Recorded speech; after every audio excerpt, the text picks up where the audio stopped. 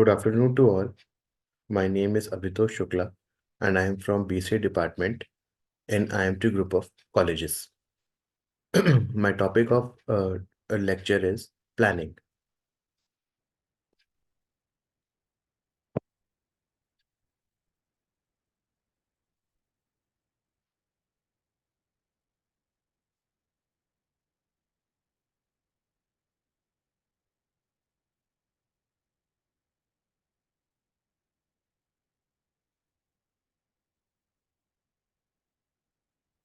So planning is function that determines in advance what should be done.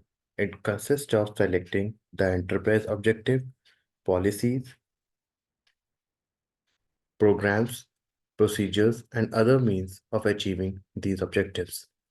Planning involves selecting enterprise objectives, departmental goals, and programs, and determining the ways of reaching them. Planning thus provides a rational approach. So, planning is basically a function that determines in advance that what objectives are need to be achieved. Planning involves selecting of goals and programs and determines the ways of reaching them. It is thus a rational or a logical process. So primary function. So planning is basically a primary function wherein it forms the base of all other managerial functions.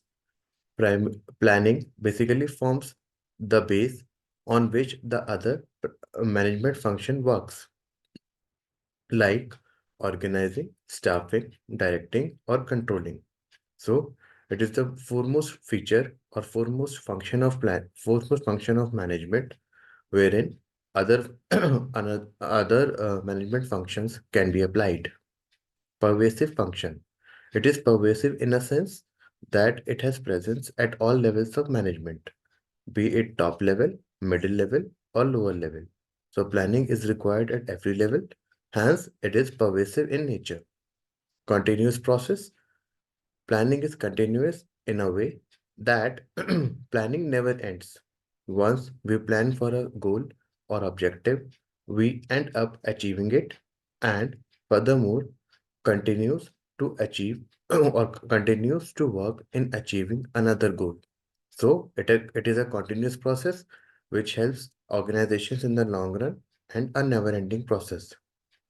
Forward looking. So planning is always futuristic in nature. Planning decides goals in advance, looks for the future, and planning always works for the future-oriented goals, wherein we analyze past events and on the basis of that, we analyze future events or future activities.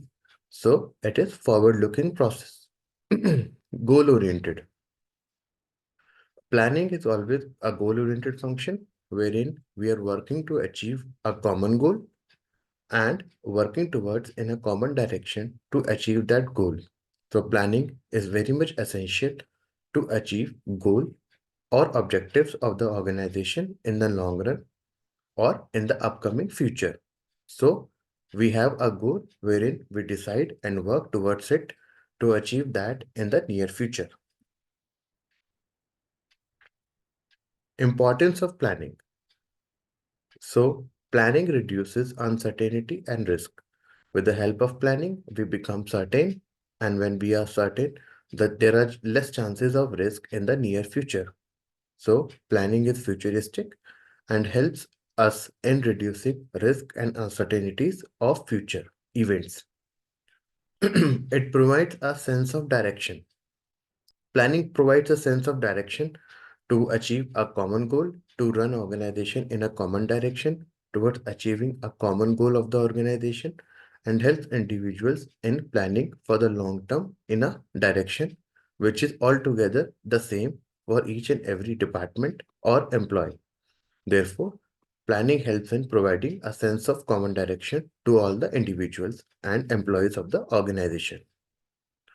It encourages innovation and creativity. So, planning involves various sessions in the departmental meetings like brainstorming, which helps team members to interact with each other get new ideas, which helps in creativity, in which helps in creating of new ideas and fosters innovation among individuals and departments. So, planning helps in encouraging innovation and creative skills of the individuals as well as the organization. It focuses attention on objective and results. So, planning is always focused on achieving objectives of the future and results of the organization. So, we have to set goals or objectives in advance and work towards achieving them to achieve positive results in the future. Planning process. So, planning involves some steps like identifying goals. So, we need to identify goals in step one, wherein we work towards the common goals and determine objectives towards working towards them and achieving them in the long run. So, identifying goals is the foremost step of planning. Develop planning premises. Developing planning premises involves forecasting about something of the near future or basically assumptions, making some assumptions about the future. So when we plan for the future or the futuristic approach, we make some assumptions in planning wherein we work towards achieving the goals in a common direction, and the assumptions on which we work are known as premises. So basically, planning involves premises or forecasting about future events on which we can work on a common platform to achieve organizational goals. Determining alternatives. So, towards reaching a common goal, there are various alternatives or ways on which we can work together and achieve common goals.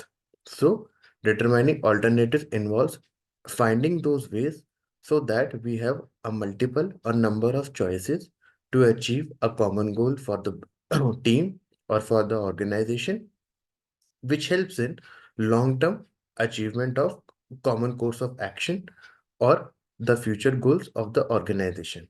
So determining alternative is an important step. Then evaluate alternatives.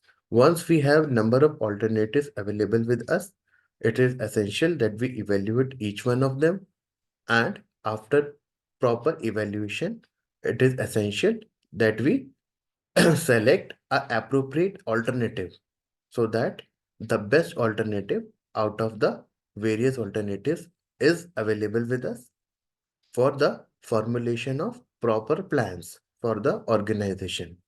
Therefore, all the steps like identifying goals, developing premises, or determining alternatives, evaluating alternatives, selecting appropriate alternative, as well as formulation of plan are important in the entire planning process. Essentials of a sound plan. So a good plan should contain the following features, like it should be based on clearly defined objectives. It must be simple and easily understandable. It should be flexible. It should be economical. It should be prepared with consultation of the concerned persons, and it should be practicable. So, our essential plan should always be clear in defining its objectives, that what objectives are required to be achieved. It must be simple and understandable by each and every employee of the organization. It should be flexible and adaptable to changing condition, so such that there should not be resistance to change. It should be economical in time in terms of cost and time. So every plan formed should be economical and should be made as per the budget of the organization and should be completed within the desired budget. It should be prepared with consultation of all the persons such that all the persons agree on a common framework and work towards a common objective. And it should be practicable, which means it should be such that it can be applied on a practical basis or on a ground level to achieve the goal. There are some limitations to planning, like lack of accurate information. So basically, planning suffers some limitation where there is lack of accurate information, we cannot plan for the future properly, such that the data and analysis available with us should be accurate to make accurate planning or accurate forecasting about the future events. Time and cost. At times, although the planning should be completed within the frame time and cost, but that the planning becomes over budget, due to which we end up making up more more costly plan, and within the time horizons which goes above the desired ones.